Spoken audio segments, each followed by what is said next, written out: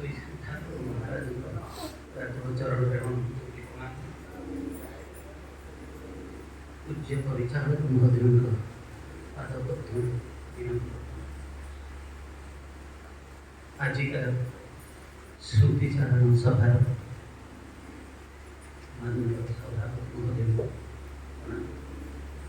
जनाचल शाश्वत सदस्य मान तथा ठाकुर भक्त भाई माँ मान एवं श्रद्धालु मान ये अंचल जो मैंने स्वर्गत आत्मा को भल पाती आज तांकरी स्मृतिचारण सभा जोग समस्त दर्शक श्रोता भाई मान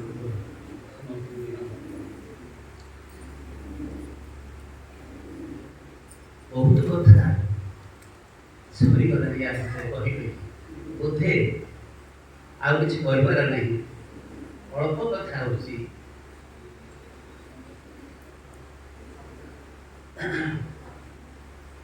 शास्त्र अनुसार गोटे कहुई विष्णु को पूजा कले वैष्णव या समझे जानते किंतु ठाकुर कहले राम प्रसाद कामाख्या जो मैंने तंत्र साधक से परम वैष्णव बोली ठाकुर घोषणा कले से तंत्र साधक शाक्त थे परम वैष्णव केमिति हेले तार आमर आज जो दिवंगत आत्मा जो स्वर्गत आत्मा पाई आम ये संकेत होता है से कौ स्तर थे श्रुति मुझे आरंभ कर ना छात्र हिसाब ना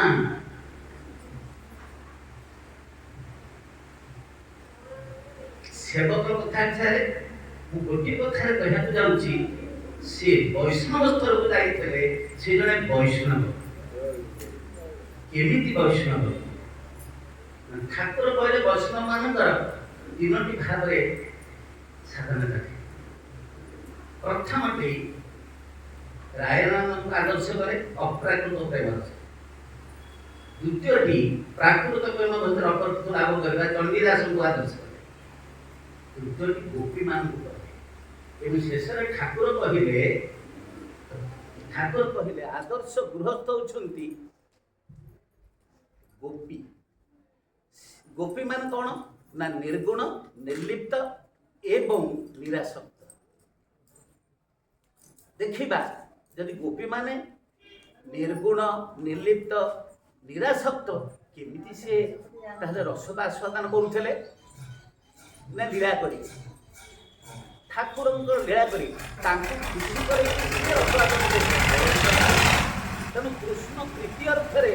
तांकर प्रीति थिला जदि आमे कहिबा आत्म प्रीति इच्छा तारे बोली काम कृष्ण प्रीति इच्छा तारे बोली प्रेम तारे गोपी माने होती प्रकृत प्रेमिक ठीक से ही भड़ी आज आम दिवंगत आत्मा विषय कहू जाऊँ गोपी मान परम वैष्णव घोषणा कर परिचालक महोदय देखी प्रेमिक गुरुरे एवं ठाकुर निगमोपदेशर तेन प्रचार लिखिं जे गोपी मान होती आदर्श गुरुमान आदर्श देखा आमर जो दिवंगत आत्मा स्वर्गत आत्मा आम कहीपर दिवंगत आत्मा कहीपर तेणु से दिवंगत आत्मा जेहेतु ठाकुर नित्य सेवक नित्य भक्त नित्य अनुष्ठान नित्य भावधारा नित्य नाम नित्य ये सब नित्य बेला चलती सी केमी स्वर्ग कही ग्रहण कर जहाँ झील कही बापा लिखे स्वर्गत कही ठीक आम जहाँ स्वर्गत कहूँ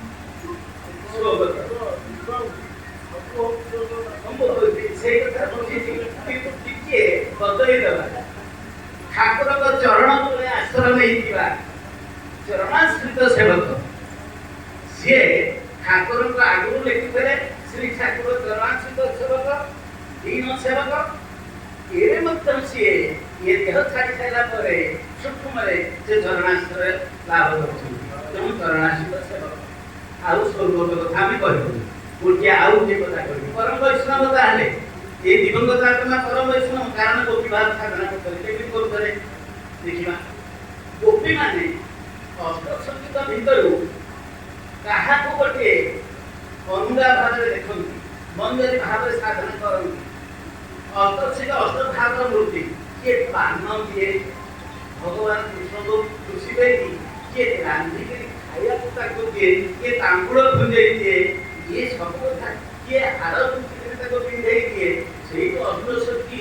ଆଠଟି ଭାବର ପ୍ରତିମୂର୍ତ୍ତି ଘନୀଭୂତ ମୂର୍ତ୍ତି ଭିତରୁ କର। ଆମେ ସବୁ ଗୋପୀ ହେଇ ସେଇମାନଙ୍କର ମୁଣ୍ଡା ହେବା। ଇଏ ତ ସ୍ୱର୍ଗତ ଆତ୍ମା କଣ କରୁଥିଲେ ତାଙ୍କର ଲୀଳା ଦେଖିବା। ଆନନ୍ଦ ସଭାରେ ଠାକୁରଙ୍କ ଆସିବା ଅନୁସାରେ ବସନ୍ତି ପାନ ଡବାଟି ଆଣିଥାନ୍ତି ତାମ୍ବୁଳ ଡବାଟି ଆସିଥାଏ ଗୋଟିଏ ଦିଆଯାଏ। ଯୋଉ ବର୍ଷ ପ୍ରଥମ କରି ସେ ଆଣିକିରି ତାମ୍ବୁଳ ଥାଳି ଆଣିକି ଠାକୁର ଭୋଗ ଦେଲେ ଇଏ ତ ସେଇ ସାଧନା ଆରମ୍ଭ କଲେ। ଗୋପୀ ଯୋଉ ତାମ୍ବଳ ଦଉଥିବା ଗୋପୀ ଅଷ୍ଟସଖୀ ନାଚରେ ଅଛି ଖାଲି ସେଇ ଗୋପୀ ଗୋପୀ ଆସିଛନ୍ତି ଆମେ ଜାଣିପାରୁନଥିଲେ ତାଙ୍କ ସବୁ ଦେଖାଯାଉ ସେ କେମିତି ରକ୍ଷା କରୁଛନ୍ତି। ସେ ବର୍ଷ କିଛି କହିଲେନି ତାମ୍ବଳ ଦିଆ ଚାଲିଲା। ପରବର୍ତ୍ତୀ ବର୍ଷକୁ ପୁଣି ସେମିତି ଖାଲି ଆସିକି ଦିଆହେଲା ହଜାର ପାନ ହଉ ପାନ ଦିଆହେଲା ତାର ବର୍ତ୍ତମାନ ଇଏ ସେଇ ଗୋପୀ ଆସିଛନ୍ତି ଅଷ୍ଟସଖୀ ଅଲଗା ହେଇକି ସିଏ କି ଠାକୁର ଖୁସି କରୁଛନ୍ତି ତାମ୍ବଳ ଦେଖି। ମୋର ଭିତରେ ହେଲା ତୃତୀୟ ବର୍ଷକୁ ପଚାରିଲି ଆଚ୍ଛା ତମେ କଣ ସବୁ ତାଙ୍କ ନାଁ କି କହିବ ତମେ କଣ ତାଙ୍କରି ମନ୍ଦିରରେ ସବୁ ଅମୁଦା ତମେ ଏତେ ରକ୍ଷା କରିପାରିବ ନା ରଖିଲା ବାଲା ଯିଏ ରଖିବେ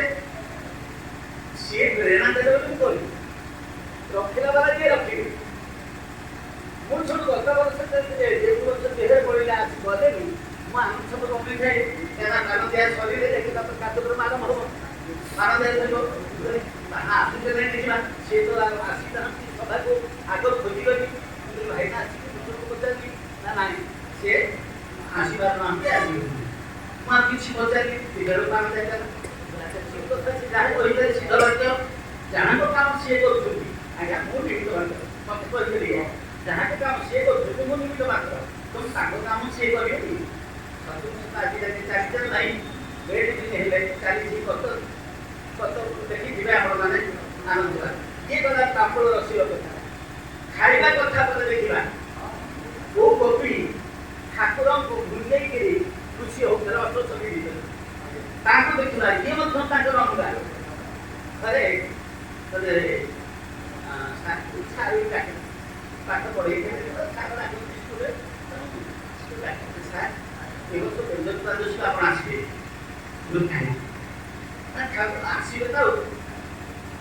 ସେଥର 82 ପ୍ରକାର ବ୍ୟଞ୍ଜନ ନିଜେ ରାନ୍ଧି ଠାକୁରଙ୍କୁ କେନ୍ଦ୍ରରେ ଦେଲେ। ଏ ପରମ୍ପରା ସୃଷ୍ଟି କରିକି ଗଲେ ୟାକୁ ରଖିବ କିଏ ସେ କରିବ କିଏ ସେ ଆଗରୁ ତ କେହି କରୁନଥିଲେ ଠିକ ଅଛି ହଉ ଯଦି ଇଏ ବି କୋଉ ଅନୁଗା ଭଜନ ହେଇଥିବ ଆମେ ଯାଇଥିଲୁ ଦେଖିବା କଣ କରୁଛି ତାପରେ ବର୍ଷ ଚାଲିଲା ସେଇ ସଂଖ୍ୟା ହୁଏତ 82 ନଥାଇକି ଅଧିକା ହେଲା ବା କମିଗଲା କିନ୍ତୁ ସେଇ ଧାରା ବି ଚାଲିଛି ତାହେଲେ ତାଙ୍କ କାମ ସିଏ କରୁଛନ୍ତି। ତୃତୀୟ କଥା ସାର୍ ଆଉ ଲାଗିଛି ଯାହା ଟିକେ କହେ ଜଗନ୍ନାଥ ବନ୍ଦାଛି ଜଗନ୍ନାଥ ମରୁଛି ଜଗତ ସମସ୍ତେ ବୋଲୁଛନ୍ତି କାହିଁକି କିଛି କାର୍ଯ୍ୟ ଦେଖୁ ନା କଣ କାର୍ଯ୍ୟ ଦେଖୁ ନା ଆମେ ଓଡୁଆରେ ଠାକୁରଙ୍କୁ କରିପାରିବୁ କଣ ଓଡୁଆରେ ରାନ୍ଧିକି ଅଭଡ଼ା କରିକି ଦେଇପାରିବୁ ନା ହଁ ଆପଣ ଦେଖୁଛନ୍ତି ଏଇ ଗଛ ଏହା କହିକିରି ଓଡୁଆରେ ସେଠି ଓଡୁଆ କହିକି ନେଲା ଏଇ କହିକି ନେଇକି ସେଠି ରାନ୍ଧିଲା ଓଡୁଆରେ ଭୋଗ ଦେଲା କହିଲେ ଆପଣ ବସନ୍ତୁ କଥା ଦେଲା ବାପୁ ତ ଗଲା ସବୁ ଗଲା ସେଥର ଖାଇ ପରମ୍ପରା କିଏ ରକ୍ଷା କରିବ ମୋ ମନରେ ସବୁବେଳେ ଏଇ ପ୍ରସଙ୍ଗ ଥାଏ ଗଲା ସିଏ କଥା କରୁଛି ନେକ୍ସଟ କଥା ହଉଛି ଯେ ଯେତେବେଳେ ଆଇଟିଆର କଥା ସେଠି ସେ ସ୍ଥାପନ କଲା ନିମାପଡ଼ାରେ ଆପଣ ଟିକେ ଉଦାହରଣ ସେ କଥା କହୁନି ଏଠି ଯେତେବେଳେ ସିଟ୍ ଆପଣ ସେ ଆସିବ ଉଦ୍ଘାଟନ ସେ କଥା ବି ଗଲା। ଆଉ ଥରେ ଆସିଲା ଏଗୁଡ଼ା କରିଛୁ ତାର ରକ୍ଷଣାବେକ୍ଷଣ କିଏ ଅଛି ସବୁ ଭାଇମାନଙ୍କୁ ଏକାଠି କରିକି କି ସବୁ କାଗଜ କରୁ ଏତେ ବଡ଼ ଜାଗା ଦିଏ ମାଲିକ ଅଛନ୍ତି ସେ କଳାବାଲା କରିବାନି ଅନନ୍ୟ ନିର୍ଭରତା ପାଇଁ ମୁଁ ଏଇ ଗୋଟେ ପଏଣ୍ଟ କଥା କହୁଛି ଯିଏ ଅଛନ୍ତି ସେ କରିବେନି ସେ କହୁନି ଯେ ମୋ ଭାଇମାନେ 4 ଭାଇ ଅଛନ୍ତି 4 ଭାଇ କରିବେ ସେ କହୁନି ଯେ ନିରାଶ ସତ୍ସଙ୍ଗ ଅଛି କରିବେ ସେ କହୁନି ଯେ ଏତେ ଭକ୍ତ ଅଛନ୍ତି 1000 ଭକ୍ତ କରିବେ ସେ କହୁନାହାନ୍ତି ଯେ ଇମାମରା ଏଇ ପାଖରେ ସଂଘ ଅଛି ସେମାନେ କ'ଣ ଆମକୁ ସାହାଯ୍ୟ କରିବେନି କିଛି କହିନାହାନ୍ତି ସେ ଗୋଟେ କଥା କହିଥିଲେ ହେଇଗଲା ତାଙ୍କ ବେଳରେ ହେଇଗଲା ତାପରେ ସେ କରିବା ଲୋକ କରିବେନି ସବୁବେଳେ ଏଇ କଥା କହିଲେ ବର୍ତ୍ତମାନ କୋଶ୍ଚିନ୍ ମାର୍କ ଏହାର ରକ୍ଷା କରିବା ପାଇଁ କିଏ ସେ କହିଲା କିଏ ରକ୍ଷା କରିବା ପାଇଁ ରକ୍ଷା କରିବେ ଆମେ ତାର ପରିବାର ଉତ୍ତର ହେଇ ଠାକୁର ରକ୍ଷା କର୍ତ୍ତା ସାରା ଜଗତ ରକ୍ଷା କର୍ତ୍ତା ଏଇ କଥା କାହା ଭିତରେ ବସି କେମିତି ଆକୁ ରକ୍ଷା କରିବେ ନିତ୍ୟ ଧାମ ବୃନ୍ଦାବନ ଧାମ ଏଇଟା କରିଦେଇଛନ୍ତି ସିଏ ସତରେ ସେ ଗୋପୀ ଏଇ ବୃନ୍ଦାବନରେ ଲୀଳା କରୁଥିଲା ଭଳିଆ ଏଠି ବିଜେପି ସନ୍ନ୍ୟାସୀ ଜୀବନଯାପନ ଭିତରେ ଦାଢ଼ି ରଖିକି ଯେତେବେଳେ ଦେଖିଲେ ପ୍ରଥମ ଦାଢ଼ି କେନ୍ଦ୍ର ଆଶ୍ରମ ବେଳରେ ଆମର